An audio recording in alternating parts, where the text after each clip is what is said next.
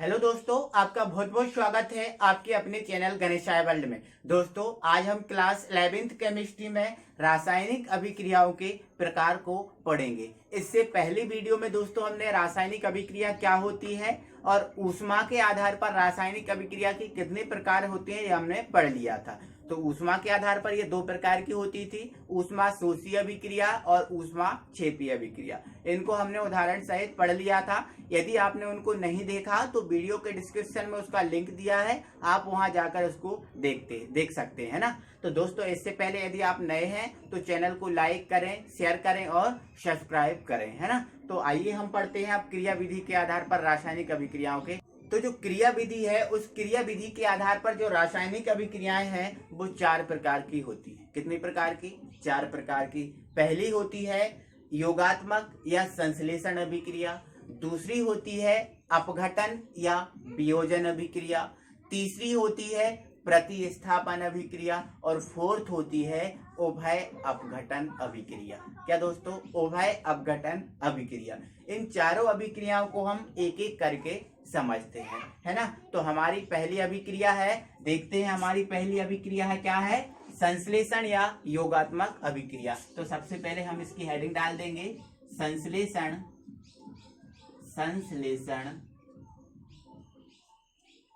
या योगात्मक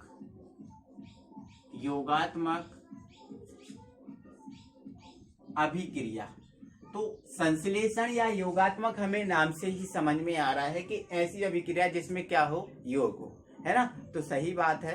तो क्या होता है दोस्तों, इसकी अगर डेफिनेशन की बात करें तो ऐसी अभिक्रिया जिसमें दो या दो से अधिक पदार्थ आपस में मिलकर कोई नया पदार्थ बनाते हैं तो उस अभिक्रिया को हम बोलते हैं संश्लेषण या योगात्मक अभिक्रिया। अगर इसके उदाहरण की बात करें तो इसका एग्जाम्पल नंबर देखते हैं हम फर्स्ट। जैसे मान लेते हैं दोस्तों, ये हमारा कोई एक पदार्थ है Mg। क्या है? Mg। अब यदि इस Mg पदार्थ की हम O2 पदार्थ से, एक दूसरा पदार्थ हमने लिया O2, इससे क्रिया कराएंगे तो क्या बनेगा? आप बताओ। यहाँ पर आप देखो, ये दो या दो से अधिक पदार्थों का योग हो रहा है। देखो, दो पदार्थों का योग हो रहा है और जब ये दो पदार्थों का योग होता है तो बनता है MgO। क्या बनता है? MgO।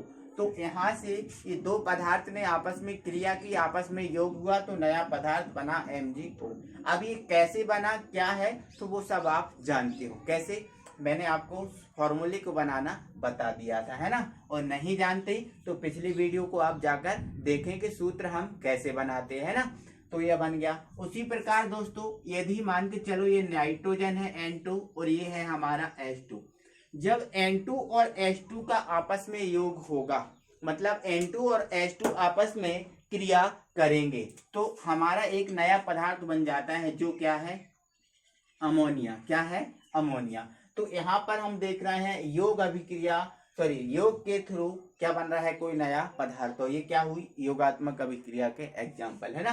तो इसकी परिभाषा क्या हो जाएगी? ऐसी अभिक्रिया जिसमें दो या दो से अधिक पदार्थ आपस में मिलकर कोई नया पदार्थ बनाते हैं, उस अभिक्रिया को हम कहते हैं संश्लेषण अभिक्रिया। इसके बाद हम अन्य अभिक्रिया को देखते हैं कि हमारी दूसरी अभिक्रिया क्या है। तो दोस्तों, हमारा दूसरी अभिक्रिया है वियोजन या अपघटन अभिक्रिया। क्या है? वियोजन या अपघटन अभिक्रिया। तो ये वियोजन या अपघटन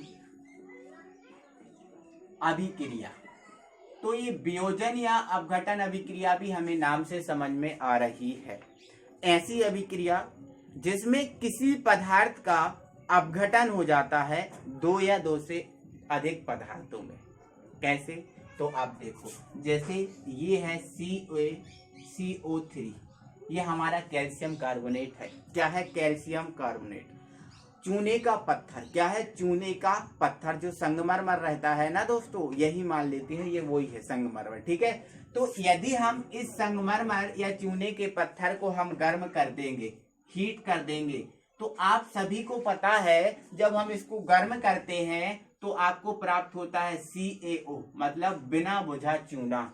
जो कलई होती है, कली का चूना होता है जो दीवारों पर पोता जाता है, वो ये ये प्राप्त हो जाएगा। और इसमें CO2 गैस निकल जाती है। CO2 गैस क्या होती है, इसमें निकल जाती है। तो हम यहाँ पर देख रहे हैं कोई पदार्थ दो भागों में यहाँ पर टूट गया, दो से अधिक भागों में भी यहाँ टूट सकता है ना। तो इसकी परिभाषा क्या हो जाती है, वह अभिक्रिया जिसमें कोई पदार्थ दो या दो से अन्य पदार्थों में टूट जाता है, उस अभिक्रिया को वियोजन या अपघटन अभिक्रिया कहते हैं। इसका ये हमारा पहला एग्जाम्पल हुआ। ये इसका हम दूसरा एग्जाम्पल भी देखते हैं। जैसे ये हाइड्रोजन परऑक्साइड है H2O2। इस H2O2 को भी यदि हम गर्म कर दें या फिर कुछ देर तक रखा रहने दें, तो जो हाइड्रोजन परऑक्साइड है वो हाइड्रोजन परऑक्साइड अपने आयनों में टूट जाता है, मतलब ये विभक्त हो जाता है। तो हाइड्रोजन परऑक्साइड, एक और बात बता दें दोस्तों, हाइड्रोजन परऑक्साइड एक जो कान साफ करने की दवा होती है, हमने देखा है कि डॉक्टर लोग हमारा कान दर्द करते हैं, हमारा कान मान वगैरह दर्द करता है तो हम डॉक्टर के पास जाते हैं। तो डॉक्टर क्या करता है, एक दवा डाल देता है। तो दवा डाल देता है तो उसके अंदर हमारा जो फैन टाइप का बाहर निकल आता है धूल के साथ, है ना। तो यही वही है, ये जो है ना, ये वही है हाइड्रोजन परऑक्साइड। वहां पर जब ये डॉक्टर यूज करते हैं तो पर हाइड्रोल के रूप में इसका यूज करते हैं। तो इसको यदि हम ज्यादा दिन तक रखा रहने दें तो ये H2O और O2 में विभक्त हो जाता है। किसमें, H2O और O2 में विभक्त हो जाता है। तो यहाँ पर भी हमने देखा कि कोई पदार्थ दो भागों में टूट गया, है ना। तो आप इसको बहुत अच्छे से समझ हो गए होंगे। इसके बाद दोस्तों हम देखते हैं प्रतिस्थापन अभिक्रिया को। तो प्रतिस्थापन अभिक्रिया, तो अगर यदि हम प्रतिस्थापन अभिक्रिया की बात करें तो वो भी तो हमें नाम से ही समझ में आ रही है। प्रतिस्थापन मतलब तुम हमारी जगह आ जाओ और हम तुम्हारी जगह आ जाएं, तो यही तो है प्रतिस्थापन। आप बहुत अच्छे से 10th में आपने प्रतिस्थापन विधि को पढ़ाई है। तो प्रतिस्थापन का मतलब यही होता है कि हम तुम्हारी जगह पे जाते हैं और तुम हमारी जगह पे जाओ, यही क्या प्रतिस्थापन, है ना। तो थर्ड हमारी अभिक्रिया क्या है, प्रतिस्थापन अभिक्रिया। प्रतिस्थापन अभिक्रिया, है ना। तो यदि हम इसकी परिभाषा देखें तो क्या हो जाएगी, वह अभिक्रिया जिसमें एक तत्व या परमाणु का दूसरे तत्व या परमाणु के स्थान पर पहुंच जाना और दूसरे तत्व या परमाणु का पहले तत्व या परमाणु के स्थान पर आ जाना। तो इस प्रकार की अभिक्रिया को हम कहेंगे प्रतिस्थापन अभिक्रिया। जैसे हम देखते हैं, ये हमारा एक कोई जिंक सल्फेट है ना, ये जिंक सल्फेट है। यदि इस जिंक सल्फेट की कॉपर से क्रिया करा दी जाती है तो क्या होता है दोस्तों, जो कॉपर है वो जिंक की स्थान पर चला जाता है और जो जिंक है वो कॉपर के स्थान पर आ जाता है। तो आप देख रहे हो ना, इनका आपस में क्या हो रहा है, प्रतिस्थापन हो रहा है। ये इधर जा रहा है और ये इधर आ रहा है, तो आपस में क्या हो रहा है, इनका प्रतिस्थापन हो रहा है। तो इसमें कौन सी अभिक्रिया हो जाएगी, प्रतिस्थापन अभिक्रिया। तो ये देखते हैं क्या बनेगा, CuSO4 + Zn। ये कौन सी अभिक्रिया हुई, प्रतिस्थापन अभिक्रिया। यदि हम इसके दूसरे एग्जाम्पल की बात करें तो आप उसको देखिएगा। जैसे मान लेते हैं ये KCl है, क्या है, KCl। यदि हम इस KCl की Na से रिएक्शन करा दें, किससे, Na से रिएक्शन करा देंगे, तो जो Na है वो K की जगह चला जाएगा और K Na की जगह पे आ जाएगा। तो इसमें भी आपस में क्या हो जाएगा, प्रतिस्थापन। तो ये भी कौन सी अभिक्रिया हो जाएगी, फिर प्रतिस्थापन अभिक्रिया। तो आपको ये ध्यान रखना है ना। तो ऐसी अभिक्रिया जिसमें एक तत्व या परमाणु का दूसरे तत्व या परमाणु के स्थान पर चला जाता है और दूसरा तत्व या परमाणु पहले तत्व या परमाणु के स्थान पर आ जाता है। तो इस प्रकार की जो अभिक्रिया होगी उसे हम कहेंगे प्रतिस्थापन अभिक्रिया, है ना। नेक्स्ट और हमारी लास्ट अभिक्रिया देखते हैं क्या है। तो दोस्तों फोर्थ हमारी अभिक्रिया है उभय अपघटन अभिक्रिया। उभय अपघटन अभिक्रिया। उभय अपघटन अभिक्रिया। तो उभय, उभय का मतलब होता है कॉमन, कॉमन, और कॉमन का मतलब आप जानते हो, जो दोनों तरफ बाजी मारे, दोनों तरफ क्या करे, बाजी मारे, है ना। ठीक है, आप समझ गए हो, इससे ज्यादा आपको समझाने की जरूरत नहीं है। उभय का मतलब है कॉमन, है ना। तो मतलब ऐसी अभिक्रिया दोस्तों जिसमें अपघटन भी हो और प्रतिस्थापन भी हो, तो उस अभिक्रिया को हम कहेंगे उभय अपघटन अभिक्रिया। क्या बोला मैंने, ऐसी अभिक्रिया जिसमें अपघटन एवं प्रतिस्थापन दोनों साथ साथ होते हैं, उभय अपघटन अभिक्रिया कहलाती है। इसका एग्जाम्पल देखते हैं। मान लेते हैं ये हमारा कोई AgNO3 है, मतलब सिल्वर नाइट्रेट है। यदि ये सिल्वर नाइट्रेट की हम पोटेशियम सल्फेट से क्रिया करा देते हैं, किससे, पोटेशियम सल्फेट K2SO4 से, तो क्या होगा दोस्तों, हमने इस टाइप के अभिक्रियाओं को आपको पहले भी एक दो बार बता दिया है। अगर आपको इस टाइप की कोई अभिक्रियाएं मिल जाती हैं जो आपको नहीं आती, तो आप सबसे पहले क्या किया करो, जितने भी इसमें अभिकारक हैं, जितने भी यौगिक हैं, उनके धनायन और ऋणायन को पहचानो। तो इसमें हम देख रहे हैं धनायन क्या है, Ag, और Ag पर होता है प्लस।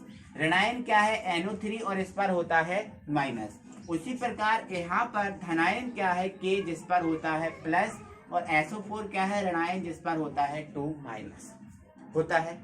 तो आप देख रहे हो कि हमने आपको हमेशा याद रखना है कि अगर इस टाइप की अभिक्रिया होती है तो प्लस माइनस से और माइनस प्लस से, मतलब जो इसका प्लस है वो इसके माइनस से क्रिया करेगा, और जो इसका प्लस है वो इसके माइनस से क्रिया करेगा। जब ऐसा होगा तो क्या बनेगा, Ag किससे क्रिया करेगा, इससे, तो Ag2SO4 बन जाएगा, और ये जो दिख रहा है ना, ये इससे क्रिया करेगा, तो आप देख रहे हो क्या बन जाएगा, KNO3। क्या बन जाएगा, KNO3। तो हम यहाँ पर देख रहे हैं, यहाँ इसका आयनन भी हो रहा है, मतलब ये प्रतिस्थापन भी हो रहा है, एक इधर जा रहा है, एक इधर जा रहा है, तो इसका प्रतिस्थापन तो हो रहा है, आपको क्लियर दिख रहा है ना, और इसका अपघटन भी तो हो रहा है, ये टूट भी तो रहा है।